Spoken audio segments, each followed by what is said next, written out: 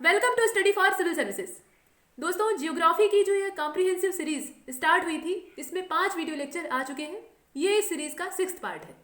इस 6वें पार्ट में हम जो कॉस्मॉस के बचे हुए कॉन्सेप्ट हैं या टॉपिक हैं उन्हें कंप्लीट करेंगे और कॉस्मॉस को यही फिनिश करके अगले वाले वीडियो से हम जो अर्थ है, हमारी मदर अर्थ, उसकी ओर मूव करेंगे, उसकी जर्नी स्टार्ट करेंगे। इस पर हमने पर्याप्त चर्चा कर ली है। कॉस्मॉस का साइज काफ़ी बड़ा था, इसलिए इतने वीडियोस इस पर इसके नाम हो गए। आप सोच रहे होंगे कि पूरा जो लेक्चर है वो लग रहा है कॉस्मॉस पर ही रहने वाला है। ऐसा नहीं है। मतलब इस सीरीज में सिर्फ कॉस्मॉस यहीं तक। इसके बाद हम अपनी अर्थ के बारे में देखेंगे और अर्थ के अलग अलग पार्ट्स को देखते हुए हम अपने नेशन यानी अपने देश की ओर मूव करेंगे, जो कि है इंडिया। तो ये सब चर्चाएं होंगी। पिछले वाले लेक्चर में यानी जो प्रीवियस लेक्चर था उसमें हमने चंद्रयान फर्स्ट के बारे में थोड़ा डिस्कशन किया था और यहाँ पर आपको स्क्रीन पर दिख रहा है चंद्रयान 2, जो कि इसी की अगली कड़ी थी, इसके आगे वाला फेज था। चंद्रयान फर्स्ट की लॉन्चिंग, चंद्रयान फर्स्ट की अगर हम बात करें तो उसकी लॉन्चिंग 22 अक्टूबर 2008 को हुई थी। इसरो ने इसे लॉन्च किया था। इसे बनाने वाली, डिज़ाइन करने वाली जो संस्था थी वो इसरो थी, इंडियन स्पेस रिसर्च ऑर्गेनाइजेशन, जिसका इस्टेब्लिशमेंट 1969 में हुआ था। इसे PSLV C11 के द्वारा लॉन्च किया गया था। चंद्रयान फर्स्ट की बात हो रही है। PSLV C11 के द्वारा इसे लॉन्च किया गया था। Polar satellite launching vehicle C11 इसका सीक्वेंस नंबर है। तो इसके द्वारा इसे लॉन्च किया गया था सतीश धवन स्पेस सेंटर, श्रीहरिकोटा, आंध्र प्रदेश से। और 8 नवंबर 2008 को यह जो चंद्रयान था यह लूनर अर्थ ऑर्बिट में एंटर करता है और इस प्रकार से मिलती है एक बड़ी सी सक्सेस। और जब कभी भी सक्सेस हाथ लगती है, बड़ी वाली सक्सेस हाथ लगती है, तो जो कॉन्फिडेंस लेवल है वो एकदम से बूस्ट कर जाता है, मतलब बहुत ज़्यादा हाई लेवल पे पहुंच जाता है। और वही हुआ हमारे इसरो के साथ।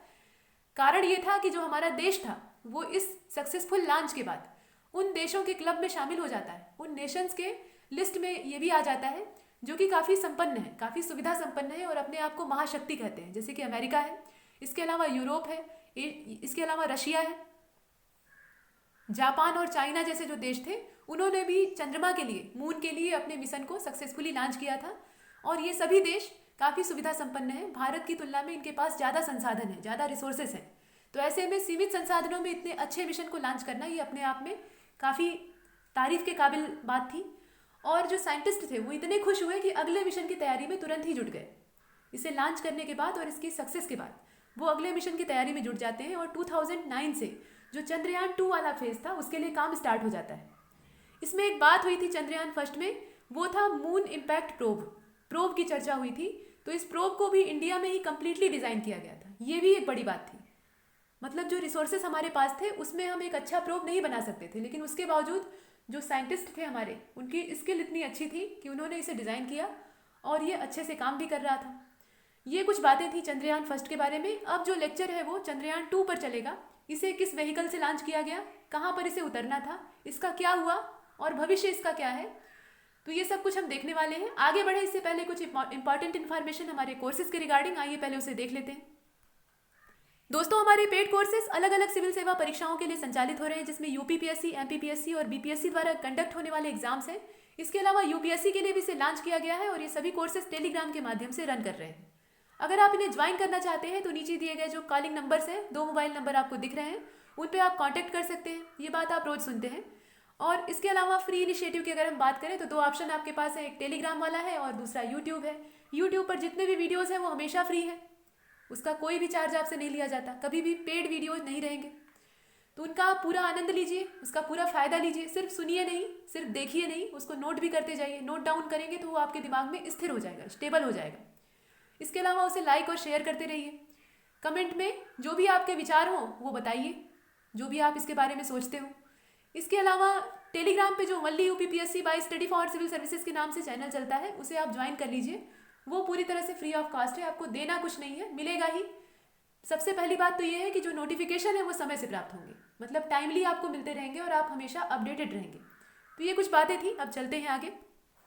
चंद्रयान 2, जब इस मिशन को इसरो ने डिज़ाइन करना शुरू किया तो वह टाइम पीरियड था 16 अगस्त 2009 का। उस समय अवधि में इसे डिज़ाइन किया जा रहा था और यह इंडिया का मून के लिए सेकेंड स्पेस मिशन था। ये बात हम पीछे देख चुके हैं। चंद्रयान 2 के 3 पार्ट थे, इसमें 3 हिस्से थे। इसकी डेट आप देख रहे हैं स्क्रीन पर और इसके साथ साथ इसके जो हिस्से हैं उन्हें भी देख रहे हैं। कौन कौन से पार्ट है इसमें इंक्लूड था? एक ऑर्बिटर, एक लैंडर और एक रोवर। ऑर्बिटर, लैंडर और रोवर, ये 3 पार्ट इसमें इंक्लूड थे और ये आपस में ज्वाइंट थे, जुड़े हुए थे।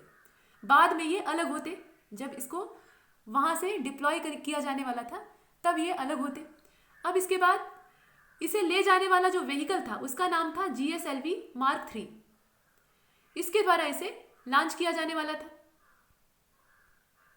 यहाँ पर PDF में जो आप देख रहे हैं ये GSLV Mark 2 दिया है, MK2 दिया हुआ है, तो यहाँ पर 3 होगा, इसे बना लीजिएगा। ये Mark 3 था। अब इस व्हीकल का इस्तेमाल हुआ था और इस व्हीकल में indigenous cryogenic engine technology use हुई थी। क्रायोजेनिक इंजन का इस्तेमाल इसमें हुआ था, ये भी एक बड़ी बात है। यहाँ पर जो 3 पार्ट थे, कौन कौन से 3 पार्ट? ऑर्बिटर, लैंडर और रोवर। तो इसमें जो लैंडर था उसका नाम विक्रम था और जो रोवर था उसका नाम प्रज्ञान था। और सारी जो गड़बड़ थी वो लैंडर ने की थी, ये सबसे ज़्यादा खुराफाती निकला। इसी की वजह से ये जो मिशन था ये खतरे में पड़ गया था। 22 जुलाई 2019 को, इसकी जो डेट है उसको देख लीजिए, 22 जुलाई 2019 को, 2019 में, यानी पिछले साल की ही बात है, आप जानते ही हैं। इसे 2:41 पे सुबह के टाइम में, यानी AM वाला जो टाइम होता है उस समय इसे लॉन्च किया गया। और लॉन्चिंग हुई तो उसके पीछे जो वैज्ञानिकों का, मतलब जो साइंटिस्ट थे, उनका पर्पस था कि लैंडर और रोवर इन दोनों को मून के सरफेस पर 2 क्रेटरों के बीच में एक हाई लैंड पे उतारा जाएगा, एक ऊंची जमीन पर उतारा जाएगा, लैंड करवाया जाएगा। वो 2 जो क्रेटर थे उनके अपने अपने नाम हैं, तो उन क्रेटरों के नाम भी आप जान लीजिए। चंद्रमा की सतह पे बहुत सारे क्रेटर पाए जाते हैं, उसके सरफेस पे ये सब मिलते हैं। ये जो क्रेटर है इसमें पहला वाला जो था उसका नाम था मैजिन्सन C और दूसरे क्रेटर का नाम था सिम्पेलियस N। इन दोनों के बीच में एक हाई लैंड पे इसे उतारने की योजना थी। और उसके बाद वैज्ञानिक ये मानकर चल रहे थे कि जो पहिए वाला रोवर होगा, रोवर में पहिए लगे थे, तो ये मून के सरफेस पे टहलने का काम करेगा, घूमेगा और वहाँ से सॉयल और रॉक के जो सैंपल हैं उन्हें इकट्ठा करेगा, उन्हें कलेक्ट करेगा। ऐसी योजना थी। लेकिन इसमें हुआ क्या? विक्रम लैंडर लैंडिंग से करीब 2 किलोमीटर पहले ही अपना जो पाथ था उसे भटक गया, वहाँ से डिस्ट्रैक्ट हो गया। और इसके बाद स्पेसशिप के साथ, यानी जो मेन चंद्रयान था, उससे इसका कनेक्शन कट गया। ये कनेक्शन क्या कटा? एक बड़ी निराशा की जो लकीर थी वो सबके सामने खड़ी हो गई, सबके माथे पर दिखाई देने लगी। हालांकि 8 सितंबर 2019 को इसरो ने यह भी कहा, मतलब इसरो की तरफ से एक मतलब बयान आया था, उसमें कहा गया कि ऑर्बिटर ने, जो ऑर्बिटर अभी भी सही सलामत है, उसने एक हीट इमेज ली है, एक हीट इमेज उसने भेजी है, जिससे कि हमें विक्रम लैंडर की जो सिचुएशन है उसका पता चलता है। लेकिन अभी तक इससे जो कांटेक्ट है वो नहीं हो पाया है, संपर्क नहीं हो पाया है। चंद्रमा के दक्षिणी ध्रुव पर, यानी जो साउथ पोल था, वहां पर इसे लैंड कराने की योजना थी। और अगर भारत ऐसा करने में सक्सेसफुल हो जाता, सफल हो जाता, तो ऐसा करने वाला वो दुनिया का पहला देश होता। इससे पहले सभी देशों ने, मतलब जितने भी बड़े बड़े देश हैं जो सुविधा संपन्न है, उन्होंने प्रयास किए हैं, लेकिन किसी को भी पूरी तरह से सक्सेस नहीं मिली है। तो भारत की यही कोशिश थी और सब कुछ ठीक चल रहा था, लेकिन विक्रम लैंडर की मनमानियों की वजह से ऐसा हुआ और इससे बड़ी निराशा वैज्ञानिकों के दल में आ गई। यहाँ तक कि आपने देखा होगा न्यूज़पेपर में या न्यूज़ चैनलों पर, जो इसरो के चेयरमैन थे के सिवन, वो मोदी जी के गले लगकर रो रहे थे। उन्हें मोदी जी ने गले से लगाया था और उन्हें सांत्वना दे रहे थे, काफ़ी दुखी थे वो। तो दुखी होना स्वाभाविक है, जब आदमी इतनी मेहनत करता है, देश के लिए वो इतनी मेहनत कर रहे थे और उसके पीछे बहुत सारे वैज्ञानिकों की दिन रात की मेहनत शामिल थी। तो टीम लीडर होने के नाते सबके दुख का जो भार था वो उन्हीं के ऊपर था। फिलहाल ये कोई बड़ी बात नहीं है। जो वैज्ञानिक होते हैं उन्हें असफलता बार बार मिलती है। आपने एडिशन का नाम सुना होगा, वो भी बार बार मतलब फेल्योर से गुजरे हैं और इसके बाद लास्ट में उन्हें सक्सेस हाथ लगी। तो वैसे ही ये हार मानने वालों में से नहीं होते हैं, बार बार कोशिश करते हैं। अभी जो हमारा अगला प्रोजेक्ट है वो है गगनयान। गगनयान का नाम आपने सुना होगा, 2022 में उसे लॉन्च किया जाने वाला है। लेकिन एक चीज़ है कि चंद्रयान 2 अगर सक्सेसफुल हुआ होता तो एक नई एनर्जी मिली होती ये जो 2022 वाला मिशन है उसे लॉन्च करने के लिए। ये भी काफ़ी एम्बिशियस प्रोजेक्ट है। मतलब भारत की ओर से पहली बार किसी ह्यूमन को या किसी ह्यूमन के ग्रुप को, मनुष्यों के दल को स्पेस में भेजा जाने वाला है। इसके लिए लोगों का चयन भी किया जा चुका है। चंद्रमा का जो साउथ पोल था वहाँ पे टाइटेनियम का बहुत बड़ा भंडार था और यही वजह है कि सारे देश इधर अट्रैक्ट होते हैं, आकर्षित होते हैं। एक चीज़ और है कि अगर ये मिशन सक्सेसफुल होता चंद्रयान 2, तो कम्युनिकेशन और सेंसर टेक्नोलॉजी के क्षेत्र में इसरो का काफ़ी नाम होता। उसकी पावर का जो लोहा है वो पूरी दुनिया मानती। ये सब बातें थी। अब चलते हैं आगे और देख लेते हैं आर्टिफिशियल सैटेलाइट को। चंद्रयान 2 पर हमने काफ़ी चर्चा कर ली। ये पूरी तरह तरह से बर्बाद नहीं हुआ, ऐसा नहीं कि पूरी तरह से फेल हो गया, लेकिन आधी ही सक्सेस मिली, जितनी अपेक्षा थी उतनी नहीं मिल पाई। तो आर्टिफिशियल सैटेलाइट को देखिए, हालांकि सैटेलाइट के बारे में हमने काफ़ी डिस्कस कर लिया है पहले ही। सैटेलाइट वो होते हैं जो किसी प्लैनेट के अराउंड रिवॉल्व करते हैं, लेकिन ये नेचुरल होते हैं, जैसे कि हमारी अर्थ का सैटेलाइट मून है।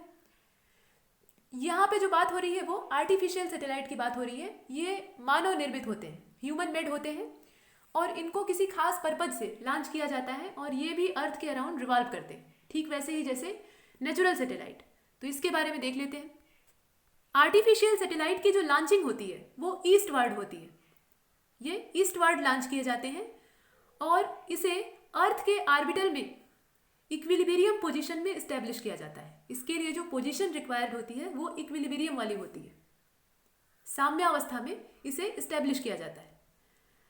अब ईस्टवर्ड इनका प्रक्षेपण होता है, ये बड़ी बात है। ईस्टवर्ड ये लॉन्च होते हैं और इक्विलिब्रियम स्टेट में से अर्थ ऑर्बिट में इस्टेब्लिश किया जाता है। ये दो बड़ी बातें हैं आर्टिफिशियल सैटेलाइट के रिगार्डिंग। नॉर्मली जो रिमोट सेंसिंग सैटेलाइट होते हैं, यहाँ पर कई तरह के सैटेलाइट होते हैं, इनके भी अलग अलग प्रकार हैं। तो उसमें जो रिमोट सेंसिंग सैटेलाइट होते हैं उन्हें 600 से लेकर 1100 किलोमीटर की डिस्टेंस पर पोलर सन के सिंक्रोनियस इस्टेब्लिश किया जाता है।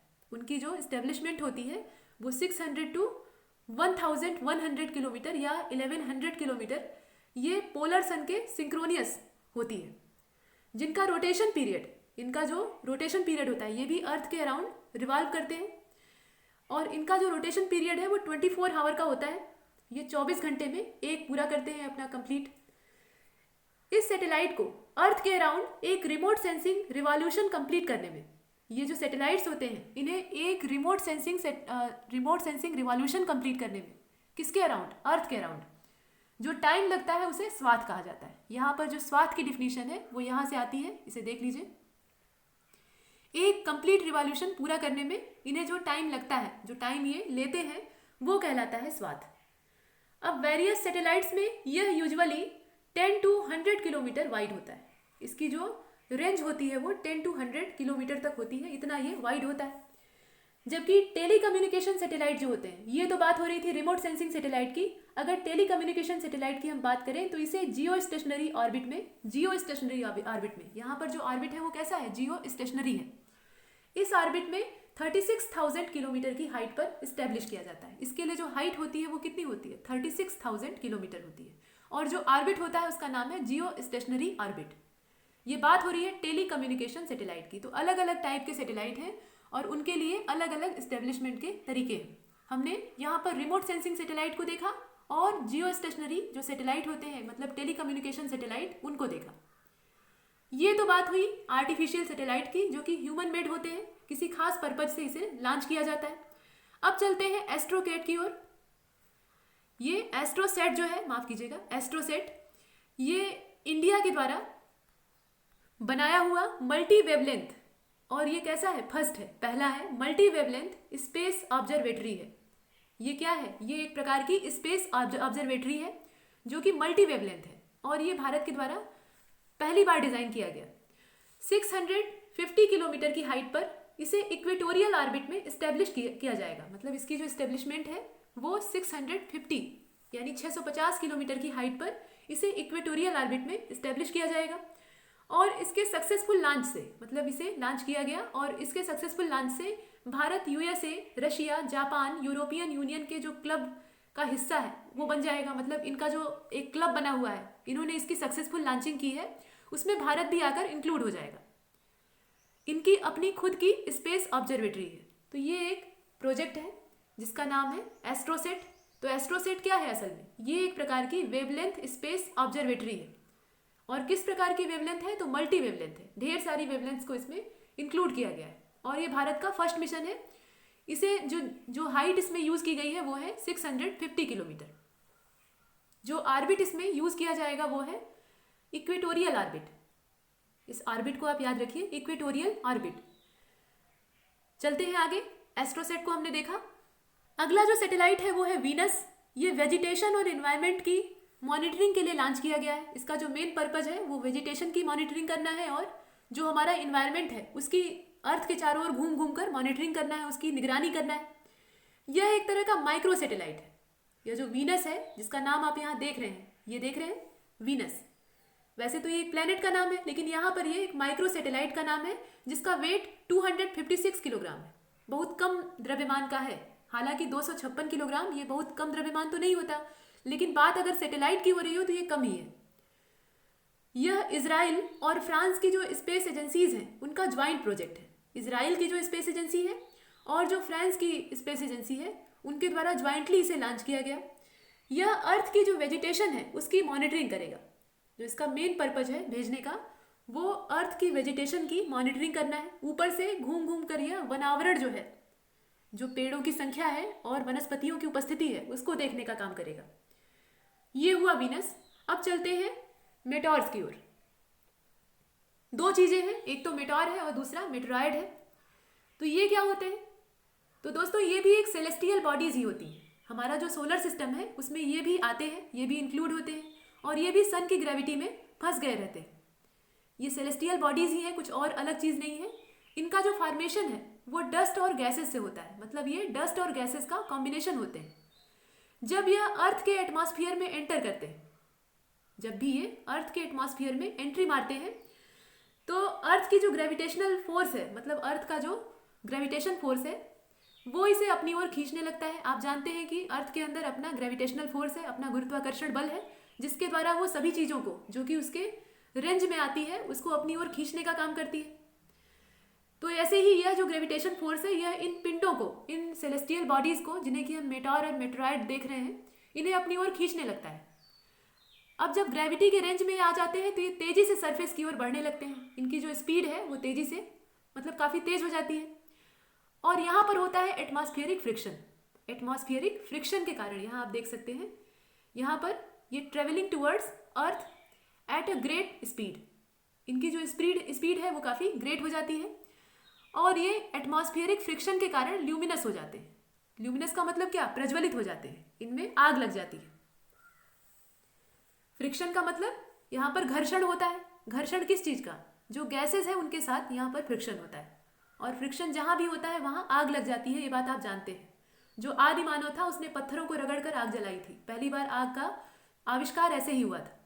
वैसे ही यहाँ पर गैसेस के साथ इन जो सेलेस्टियल बॉडीज हैं इनका फ्रिक्शन होता है और परिणाम स्वरूप इनमें आग लग जाती है या ये प्रज्वलित हो जाते हैं।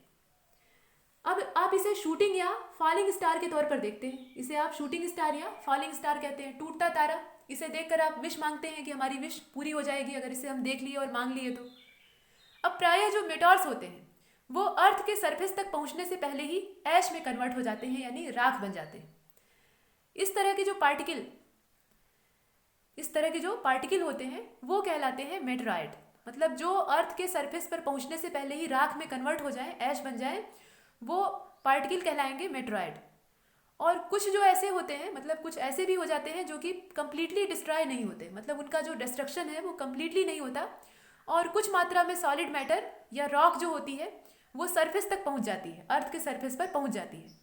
तो इन्हें कहते हैं मेटरॉइड्स। यहाँ आप इसे देख सकते हैं, दे आर कॉल्ड मेटरॉइड्स। और ये अर्थ के एटमॉस्फेयर में जब एंटर करते हैं तो जो एटमॉस्फेरिक फ्रिक्शन होता है उसके परिणाम स्वरूप ये ल्यूमिनस हो जाते हैं, प्रज्वलित हो जाते हैं। फॉलिंग स्टार इन्हीं का नाम है। तो इनके बारे में हमने देखा ये कुछ अलग नहीं है, कुछ डिफरेंट नहीं है, ये भी एक सेलेस्टियल बॉडीज का ही फॉर्मेशन है या उसी का एक रूप है। यहाँ तक हमने मेटॉर्स को देखा। अब देखते हैं कॉमेट्स को।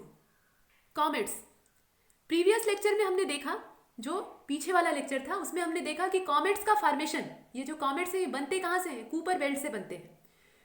क्यूपर बेल्ट या कूपर बेल्ट से इनका फॉर्मेशन होता है। यह भी सेलेस्टियल बॉडीज ही होती है, यह भी कुछ डिफरेंट टाइप की चीज़ नहीं है, यह भी सेलेस्टियल बॉडीज है और इनका फॉर्मेशन सोलर डस्ट और फ्रोजन गैसेस से होता है। यह किससे बनी होती है? तो सोलर डस्ट से बनी होती हैं और फ्रोजन गैसेस से बनी होती है। यहाँ आप पीडीएफ में देख सकते हैं, सारी चीज़ें लिखी हुई हैं, उन्हीं को समझाया जा रहा है। सोलर डस्ट और फ्रोजन गैसेस से इनका फॉर्मेशन होता है, ये मेडअप होती है। और ये आती कहाँ से है? तो ऐसा मानते हैं वैज्ञानिक, अभी तक ये पूरी तरह से प्रूव नहीं हो चुका है कि यह कूपर बेल्ट से ही आती है, लेकिन ऐसा मानना है। अब ये जो कॉमेट्स होते हैं, मतलब ये जो सेलेस्टियल बॉडीज होती हैं, यह कहाँ रहती हैं? तो इनका रेजिडेंस सन से दूर होता है और सन से दूर रहेंगे तो ये कोल्ड और डार्क प्लेस में होते हैं। मतलब इनका जो फॉर्मेशन होता है वो एरिया काफ़ी कोल्ड होता है, ठंडा होता है और काफ़ी डार्क होता है, मतलब वहाँ अंधेरा होता है। हम जानते हैं कि सन से जितनी ज़्यादा डिस्टेंस बढ़ती जाएगी उतनी ही ज़्यादा ठंडक में वृद्धि होगी। इसीलिए जो बाद वाले प्लैनेट्स हैं जिन्हें हम जोवियन प्लैनेट कहते हैं, उनमें पीछे वाले जो प्लैनेट हैं, खासतौर पे यूरेनस और नेपच्यून, वहाँ पे ठंडक होती है, टेम्परेचर काफ़ी कम होता है। वो डिस्टेंस का ही असर है। तो उनके बाद पाई जाती है कूपर बेल्ट और वहाँ से इनका फॉर्मेशन होता है। तो स्वाभाविक है ये जिस एरिया में जन्म लेंगे, जहाँ पे इनका जनरेशन होगा, वो एरिया काफ़ी कोल्ड और डार्क होगा।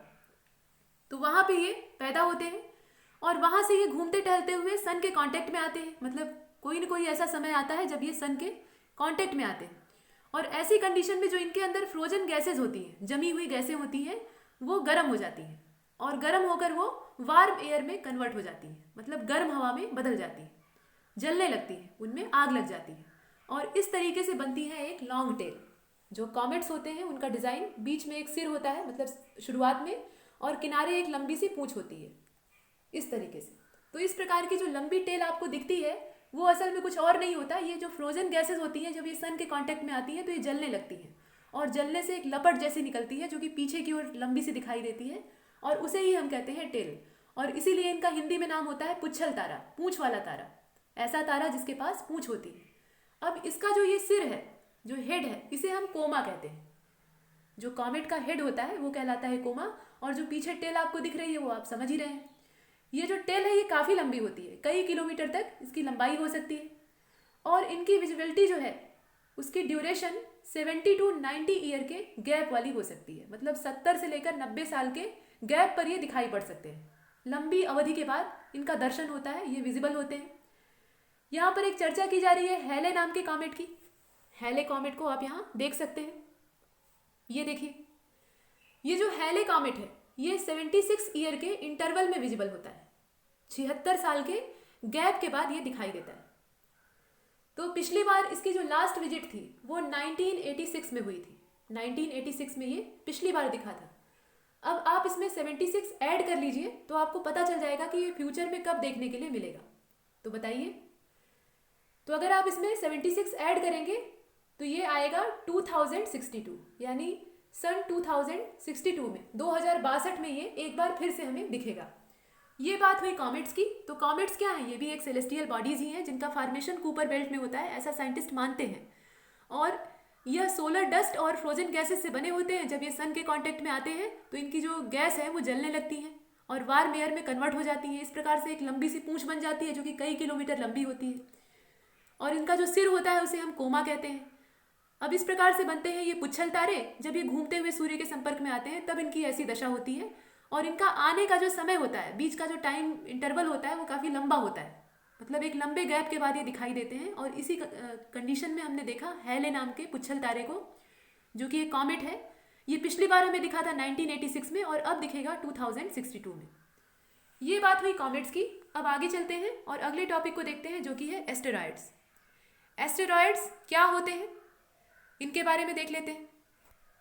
तो जैसा कि आप पीडीएफ में देख रहे हैं, एस्टेरॉयड माइनर प्लैनेट्स होते हैं। यह माइनर प्लैनेट्स हैं, मतलब छोटे छोटे प्लैनेट्स हैं जो कि मार्स और जुपिटर के बीच में एग्जिस्ट करते हैं। मार्स और जुपिटर के बीच में इनकी उपस्थिति होती है। मतलब मार्स और जुपिटर के बीच में ये पाए जाते हैं। जहाँ पर मार्स का दायरा खत्म होता है वहाँ पर इनर प्लैनेट की जो रेंज है वो फिनिश हो जाती है और इसके बाद कौन से प्लैनेट स्टार्ट होते हैं? जोवियन प्लैनेट्स का जो ग्रुप है वो स्टार्ट हो जाता है। तो इनके बीच में पाए जाते हैं एस्टेरॉयड। ये माइनर प्लैनेट्स होते हैं, क्षुद्र ग्रह होते हैं। यह अभी सन के अराउंड रिवॉल्व करते हैं। तो स्वाभाविक बात है, ये ऑब्वियस सी बात है कि यह सन की ग्रेविटी में फंसे हुए हैं तो यह भी रिवॉल्यूशन तो करेंगे ही। और इनका जो टोटल नंबर है, मतलब ये अप्रॉक्सीमेटली है, लगभग है, नए नए खोजे जाते हैं तो इसमें ऐड हो जाते हैं। जैसे सैटेलाइट थे वैसे ही ये भी हैं। इनका जो एक अप्रॉक्सीमेट नंबर है वो है 40,000। ऐसा माना जाता है कि इतने एस्टेरॉयड मौजूद हैं। यह प्लैनेट से ही निकले हुए फ्रैक्शन होते हैं। मतलब जो प्लैनेट्स के ही छोटे छोटे टुकड़े होते हैं, ग्रहाणु होते हैं, उन्हीं से इनका जनरेशन होता है और ये ग्रेविटी के प्रभाव से या उसके इफेक्ट से गोलाकार रूप में आ जाते हैं। हालांकि जितने एस्टेरॉयड हैं वो गोल नहीं होते, इनका आकार अलग अलग तरह का हो सकता है। अब नासा ने यहाँ पर एक बढ़िया काम किया है। उसने क्या किया, अक्सर जो एस्टेरॉयड होते हैं उनका अर्थ से टकराने का खतरा मंडराता रहता है। मतलब संभावना व्यक्त की जाती है कि एस्टेरॉयड अर्थ से टकरा जाएगा। कभी कभी ऐसा हो जाता है। तो इससे नुकसान ना हो, इसके लिए नासा ने एस्टेरॉयड के अर्थ से कोलाइजन को रोकने के लिए 2015 में एस्टेरॉयड रीडायरेक्शन मिशन को लॉन्च किया था। ये नासा का प्रोजेक्ट है, नासा ने इसे लॉन्च किया और इसका नाम था एस्टेरॉयड रीडायरेक्शन मिशन। यहाँ आप इसे देख सकते हैं, for preventing the collision of the earth with the asteroid, NASA in 2015 started asteroid redirection mission. ये जो मिशन था ये इसीलिए इस संभावित खतरे को टालने के लिए लॉन्च किया गया था। इसके अलावा नासा के द्वारा ही मतलब यहाँ पे इसकी लॉन्चिंग हुई थी। एक चीज़ और है, एस्टेरॉयड 316201, ये जो नाम आप देख रहे हैं एस्टेरॉयड 316201, इसका नाम चेंज कर दिया गया और इसका नाम रख दिया गया मलाला यूसुफजई। मलाला यूसुफजई के बारे में आप जानते ही हैं, ये एक पाकिस्तानी लड़की थी जो कि महिलाओं की शिक्षा के लिए अपनी आवाज़ उठाती है और उसे कीमत चुकानी पड़ती है। उसके सिर में जो आतंकवादी हैं वो गोली मार देते हैं, हालांकि वो बच जाती हैं और बाद में उन्हें नोबेल प्राइज़ से सम्मानित किया जाता है और सबसे कम उम्र में नोबेल पाने वाली ये पहली व्यक्ति होती हैं या पहली महिला होती हैं। तो मलाला यूसुफजई के सम्मान में इस एस्टेरॉयड का नाम रख दिया गया मलाला यूसुफजई। ये बातें थी और जापान ने भी कुछ काम किया है, तो जापान को भी देख लेते भाई। यहाँ पे इन्होंने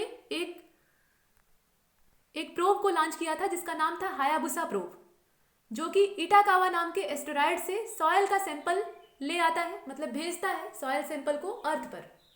ये प्रोब था जापान के द्वारा बनाया हुआ जिसका नाम था हायाबुसा, और इटाकावा नाम का एस्टेरॉयड था, वहाँ से ये सॉयल सैंपल को कलेक्ट करता है और अर्थ पे स्टडी के लिए भेजता है।